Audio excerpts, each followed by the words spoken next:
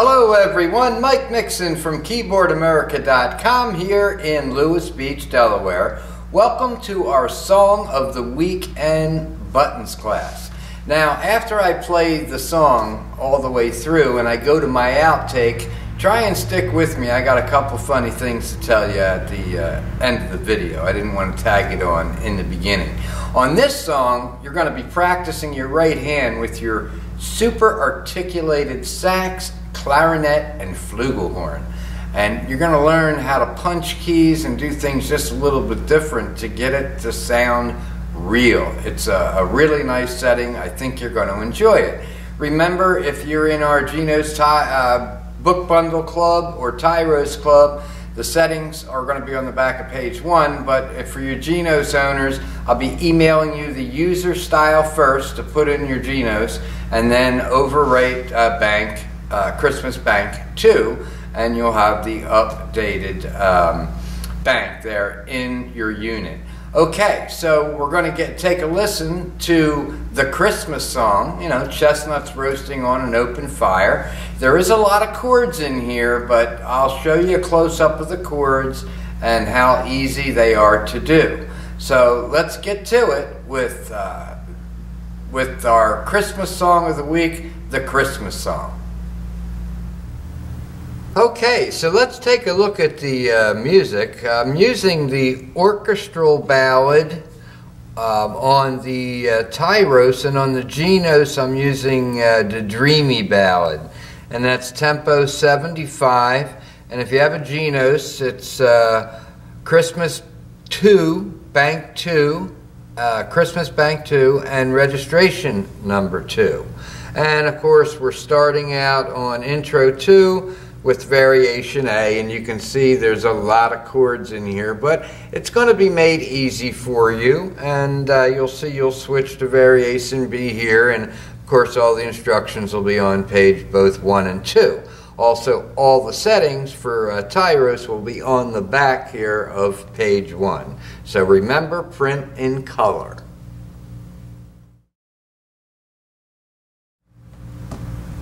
Okay, so here's a close-up of the chords. Our first chord is in F major 7. And we're going to a C7. Just hold the 2 fingers, move it there. Back to F major 7, and then F7, you can slide your hand up and grab that E flat with your thumb there. Now the next chords are going to be B flat 7 to A7,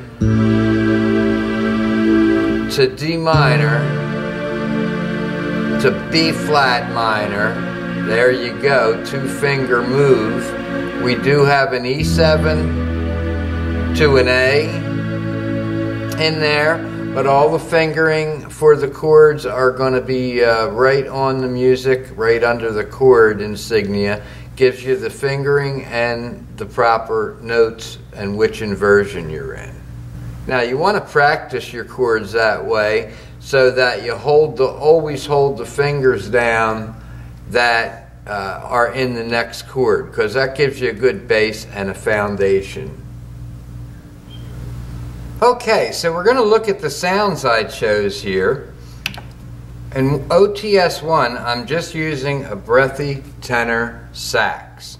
Now, the one thing that I did because of an OTS setting is I really raised the reverb. So if you hit menu, sorry there, I just hit that by mistake.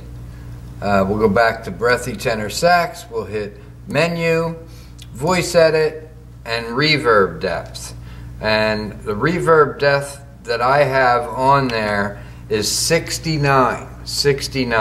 And I know that's a lot of reverb, but it's going to make it sound really, really nice. And I did steal that from a Yamaha OTS there. On number 2, I'm using the flugelhorn. And by the way, the volume on the tenor or the breathy tenor was 127.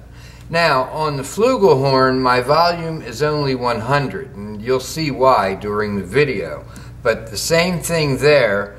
I went into menu, voice edit, and I have that one up at 50. And once again, there's a reason I did that, because it was in an actual Yamaha OTS setting there. On number 3, I have the romantic clarinet. That reverb is back at 60, and same process, and the volume is 127 on the romantic clarinet. Now, on OTS 4, which I may use or may not use, I had the flugelhorn, that's at 100, orchestra, trumpets, and trombones 1, and boys choir and that's one I stole from another style, which is pretty cool, and I'm actually going to make a video on that. And it's 100, 190 on the boys choir, and I also did raise up that reverb rate on the flugelhorn, and that's at 50. Now, last but not least, on OTS 4, I have got the harmony arpeggiator on standard trio, and the harmony arpeggiator, see if my finger will get warmer, is on right 2, right 2. And of course the right 2 sound there is the orchestra, trumpets, and trombones 1. And you can use that or not. But more importantly, when you go to save it into registration number 2 on my Christmas Bank 2, make sure you hit your octave minus button once, because I have that saxophone on there. The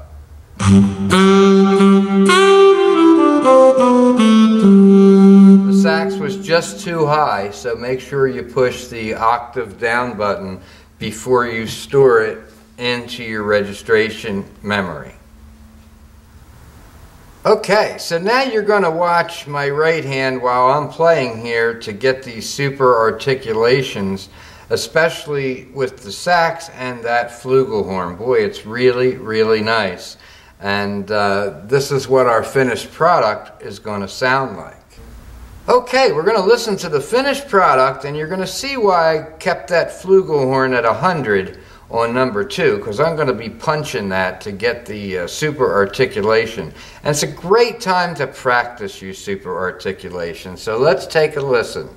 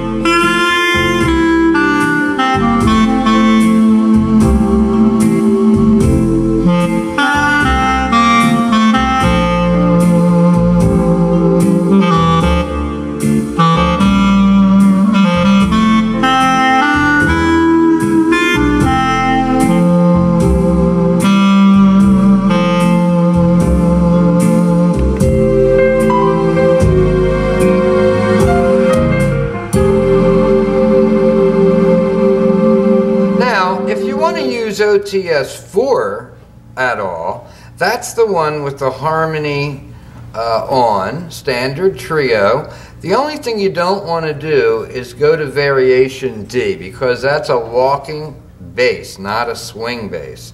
So while you're in C here, if you want to go to OTS 4, then you can do this.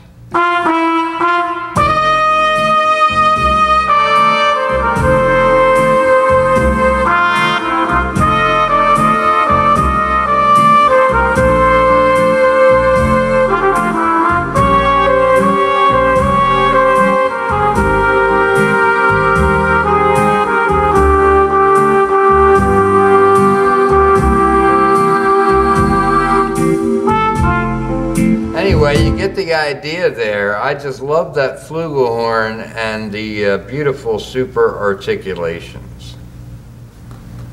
Okay, so for those of you who are in my book bundle, we're on Songs Christmas 2 and registration number 2.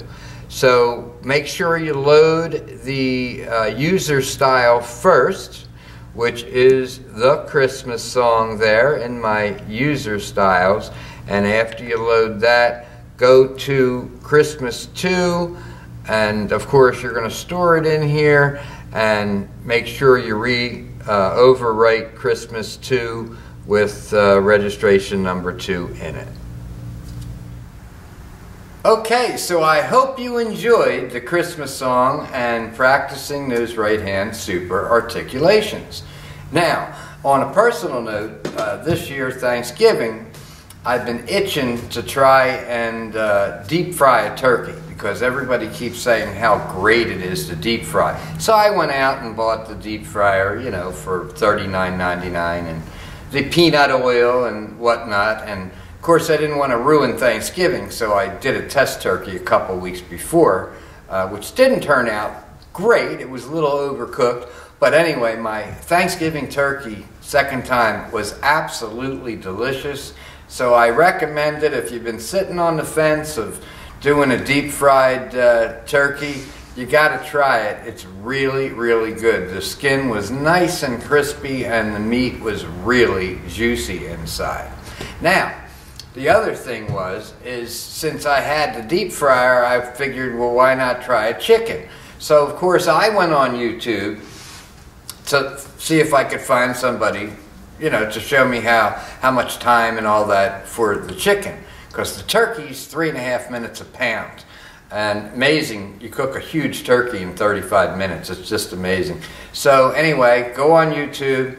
I find this guy, I think he's from New Orleans or something, but anyway, he's out in the backyard and he's got this apron on that says IE on the front, and he's got a glass of wine, and he's rocking a little. Anyway, I think he was smashed, but anyway, was one of the funniest YouTube videos I'd ever seen.